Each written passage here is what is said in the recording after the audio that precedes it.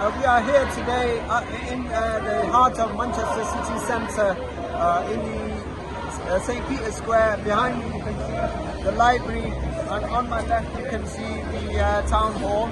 And we are here today in solidarity with the Palestinian people who are being oppressed, and we condemn the state terrorism which is being committed on a daily basis against the innocent Palestinian people, and the terrorist state is Israel. We condemn their atrocities, and currently right now Gaza especially, it's a concentration camp where they are starving people to death and not allowing essential aid to get through, and we are protesting against it, and we demand that Palestine and the people of Palestine are given the right to